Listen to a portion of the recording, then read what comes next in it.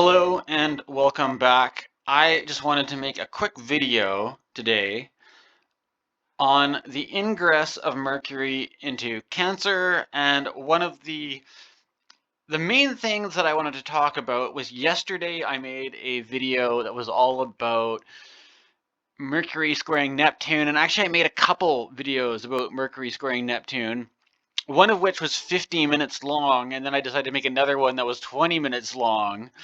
And I was just feeling inspired, or like an outpouring of the Mercury energy, which Mercury is all about thought and writing and thinking and stuff like this, right? And Mercury's well dignified in Gemini, so that even if that square from Neptune was harming it, it was protected by being in good dignity.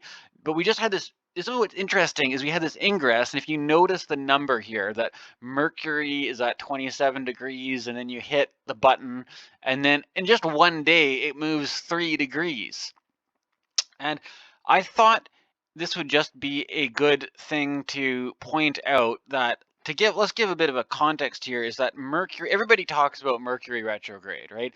But Mercury retrograde, when a planet stations retrograde, it slows down and then speeds up again when it moves direct, right? Or moves when it's at some point in time when it's moving retrograde. There's a fast period and there's a slow period, right? And we're in a fast period. So today is June the 26th. If I progress through this, click 2 degrees, 2 degrees, 2 degrees. It's moving 2 degrees every day. And then we have Mercury, Cazimi, and Cancer at 8 degrees. And this, I'll pause here. This is on July 30th.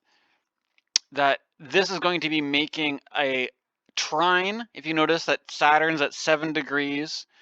So Saturn, this is the whole thing, is that it may be kind of emotional because Saturn is in a water sign. Saturn has to do with the leaden feelings of heaviness, of depression and weight and darkness and gloom and whatnot. So there may be a kind of a bad mood quality. And the trine, though, is like a easy flowing. I honestly, I'm new to solar fire, so I don't know why the trine isn't just showing up there, but because that's a pretty solid trine that should be. Maybe I don't know. I could have it set. I have to play with my aspect settings, but there is a trine between Saturn and Mercury here, and the Cazimi is what happens when Mercury is in the heart of the sun, right? So there'd be some sort of critical thought or important realization, maybe critical thought. It's not like it's an emotional thing, so critical thinking may not be it, but in a kind of an emotional breakthrough with Mercury and Cancer, especially when it comes to heavier stuff with this trine to Saturn. There's other aspects being made by this one too. Like if you notice, Jupiter's at 9 degrees, so that's a pretty close sextile to Jupiter. Um, yeah, as we keep going, just to show you, there you go. We go from 10 degrees to 3 degrees. So it's moving a couple degrees every day, to the point where it'll only be July 11th that Mercury is in Leo. So this is kind of funny because, well, I mean, what's normal for a Mercury anyways? That Mercury is called the Quicksilver planet because Mercury, Quicksilver because Mercury's fast, but this is Mercury in its fast phase, right? And if we compare that, go backwards, right? Like Mercury in Gemini. Yesterday was the last day of Mercury in Gemini.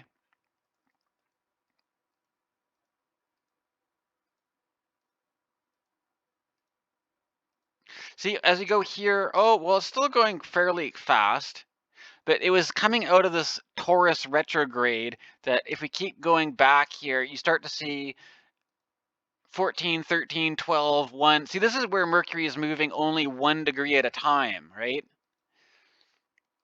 So when Mercury was in Taurus, Mercury is going a lot slower because it had just come out of the retrograde station. Here it was stationing, right?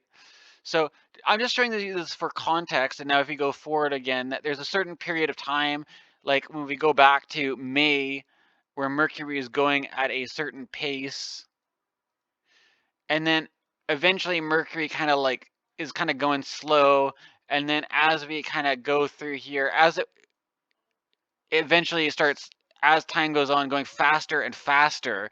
And then this is kind of what we're in the middle of now, this sort of crescendo leading up to the Cazimi, and then it goes to the, and then eventually Mercury keeps going going this direction, and then it'll station retrograde eventually. When's it going to station retrograde? Oh, okay, here we go, right? Mercury stationing retrograde in August 22nd, 23rd.